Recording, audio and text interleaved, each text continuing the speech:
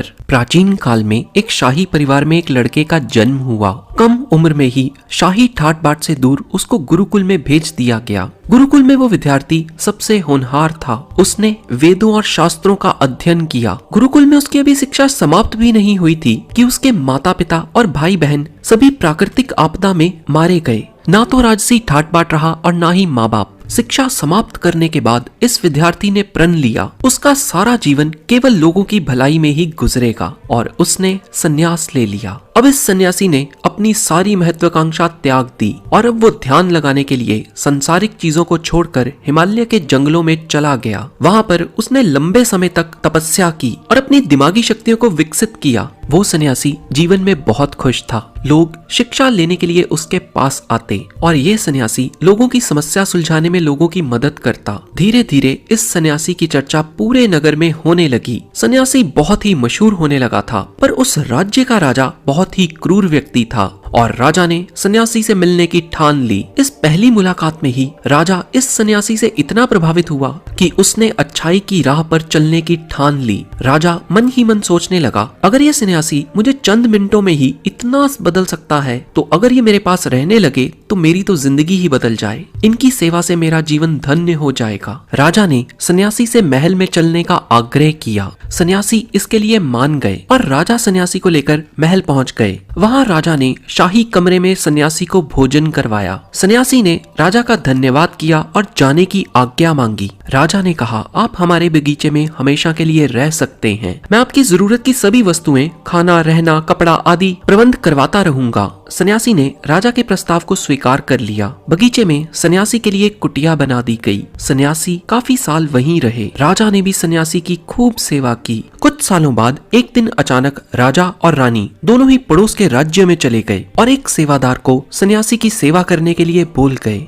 लेकिन सेवादार बीमार पड़ गया और अगले दिन से आया ही नहीं। सन्यासी को ना तो अब कोई भोजन देने वाला था और ना ही सन्यासी की देखभाल करने वाला था। कुछ दिनों बाद जब राजा वापस लौटे तो सन्यासी ने राजा को खूब डांट लगाई और कहा, गैर जिम्मेदारी की भी हद होती है। जब तुम मेरी जिम्मेवारी उठा ही नहीं सकते थे तो ली क्यों? राजा ने सन्यासी से क्षमा मांगी, पर सन्यासी ने फिर भी राजा को काफी कुछ बोला और कुछ देर बाद मामला शांत हो गया। रानी भी ये सब चुपके से देखती रही पर शांत रही। फिर कुछ दिन बाद राजा को राज्य से फिर बाहर जाना पड़ गया। इस बार राजा ने रानी को निर्देश दिया, जब तक मैं नहीं आता आप सन्यासी की जरूरतों का पूरा ध्यान रखिए। रानी हर रोज भोजन पकवा के सन्यासी को भेज देती। एक दिन रानी नहाने के लिए गई और सन्यासी को भोजन देना भूल गई। सन्यासी ने बहुत इंतजार किया, पर जब भोजन नहीं आया सन्यासी सोच में पड़ गया। सन्यासी ने सोचा वो खुद महल में जाकर देखता है। सन्यासी की नजर रानी पर पड़ी। उसने रानी के अद्भुत रूप को देखा, जिसको देखकर सन्यासी चकित हो गया। रानी की सुंदरता सन्यासी के मन में घर कर गई। सन्यासी इस सुंदरता को भुला ना सका। वह खाना पीना छोड़कर अपनी कुटिया में ही पड़ा रहा। उसने अगले कुछ दिन कुछ भी नहीं खाया। सन्यासी बहुत कमजोर हो गया था। फिर कुछ समय बाद राजा वापस लौट आए।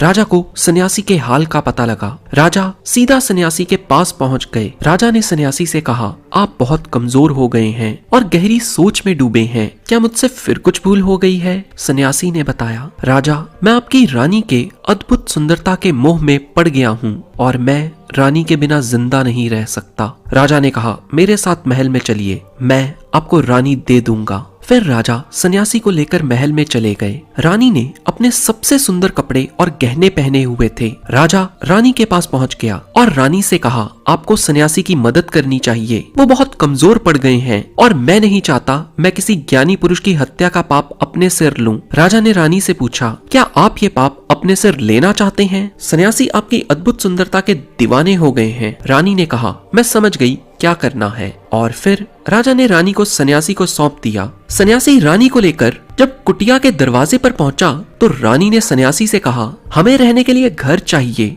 सन्यासी तुरंत राजा के पास गया और कहा, राजा हमें रहने के लिए घर चाहिए। राजा ने उनके रहने के लिए घर का प्रबंध किया। सन्यासी रानी को लेकर जब घर पहुंचा तो रानी ने कहा, घर तो बहुत गंदा है और इसकी तो हालत ही बहुत खराब है। सन्यासी फिर राजा के पास गया और कहा, राजा घर की हालत तो बहुत ही खराब है। राजा के हुक्म से घर ठीक करा दिया गया। फिर रानी नहा धोकर बिस्तर पर बैठ गई और सन्यासी भी रानी के पास आ गया। रानी ने सन्यासी से कहा, क्या आपको पता नहीं कि आप कौन थे और आप क्या बन गए? आप एक महान सन्यासी थे जिसके लिए राजा भी सारी जरूरत की वस्तुएं स्वयं उपलब्ध कराता था, और आज आप वासना के कारण मेरे गुलाम हो गए। ये सुनकर सन्यासी को महसूस हुआ कि वो तो एक सन्यासी है जो अपनी सारी सुख सुविधाओं को छोड़कर शांति की तलाश में जंगलों में चले गए थे। सन्यासी जोर जोर से चिल्लाए और रानी से कहा, क्षमा कीजिए रानी, मैं उस दयालु राजा की रानी को अभी सौंप कर आता हूँ। रानी ने प्रश्न किया, महाराज, उस दिन जब आपको भोजन नहीं मिला आप बहुत क्रोधित हो गए थे।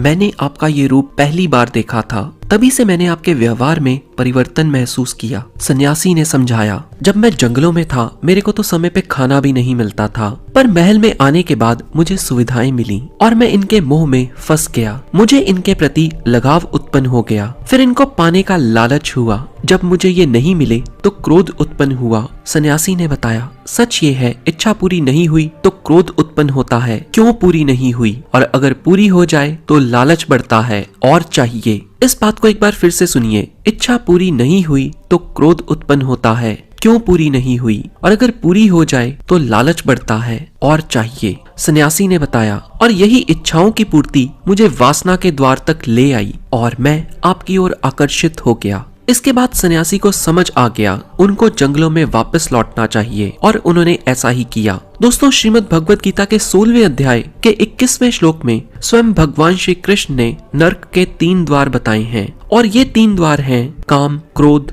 और लोभ। अब जरा सोच के देखो, आज जितने भी क्राइम इस दुनिया में होते हैं उनके पीछे यही 3 वजह हैं, और जितना हो सके हमें इन तीनों से बच के रहना होगा। अगर एक सन्यासी इसमें फंस सकता है तो हम तो आम आदमी हैं। तो दोस्तों, इस वीडियो को लाइक करके हर उस व्यक्ति के साथ शेयर कीजिए जिसको आप सुखी देखना चाहते हैं, और भी ऐसी नॉलेजेबल वीडियोस के लिए इस चैनल को सब्सक्राइब करके बेल आइकन पर क्लिक करना मत भूलिए।